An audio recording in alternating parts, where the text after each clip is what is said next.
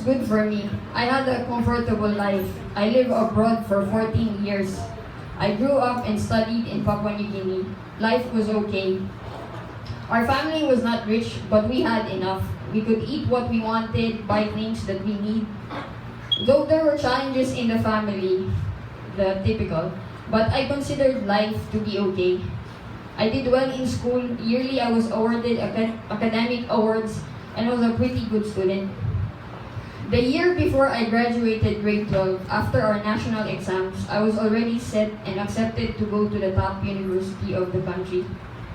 But my heart had a different desire. I wanted to come home. I had a sudden desire to return to the Philippines. I wanted to see the Philippines, I wanted to live here, study here, and I wanted to know what it means to be a Filipino. Even with much disputes, I ended up coming back home. I came back with my brother to complete our college education. College was fun for me, a totally amazing experience of having to discover many things in life and about myself. I became part of the basketball varsity team, a student council member, a dean's lister. Living independent of my parents, doing excellent in my studies, but yet I felt something was missing. I did not know what it was, but my heart seemed to be not satisfied. On the second semester of my sophomore year, even with so many things going on in my life, I felt so tired. On February 2008, I attended a concert about love. A little did I know this was the beginning of the change in my life. At that concert, there was a call from one of the speakers to come forward, and they asked who wanted to receive Jesus.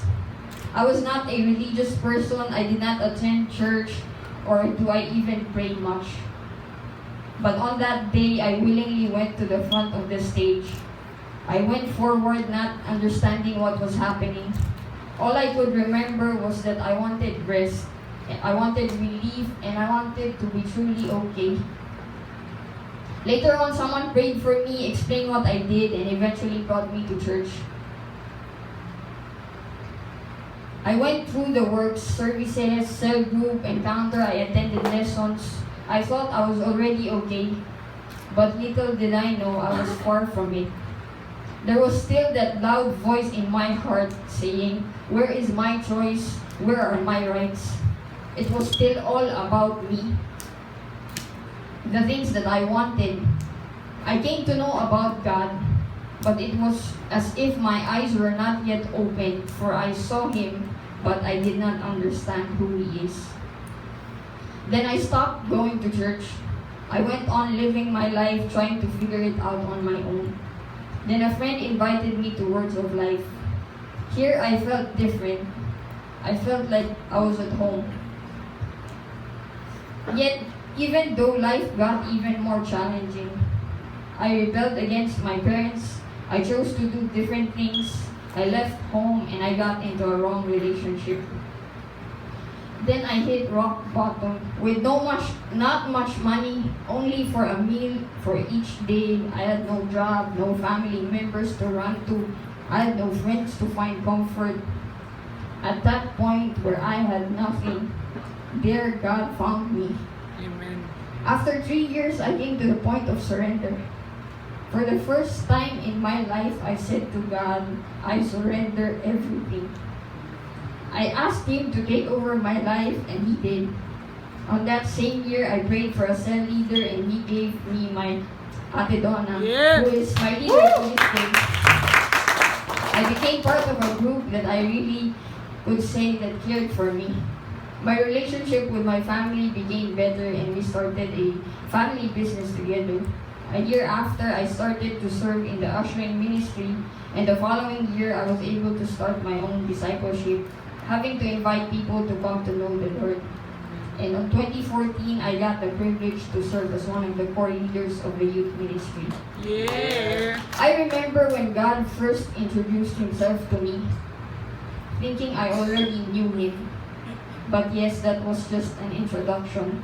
I had many experiences of ups and downs. There were times of hunger and there were times of overflowing. I got to see different places, different countries. I saw different cultures. I also even experienced being detained in prison for 4 days. But to be found by God and to truly know Him, there is nothing like it. Amen. There is nothing that can compare to it. And what a joy it is to share this very same amazing, all-loving, and wonderful God who does not look at what we have or what we can do, but looks at one thing and He asks, He desires for our heart. It does not matter where you come from or what you've done, He bids us to come. My prayer is that if you have not yet known this God I am sharing, may you let Him find you. And if you are already His, I pray that you press on and discover the fullness of God. For me, this is the best thing that happened in my life. I was lost, but I was found. Amen. Yeah.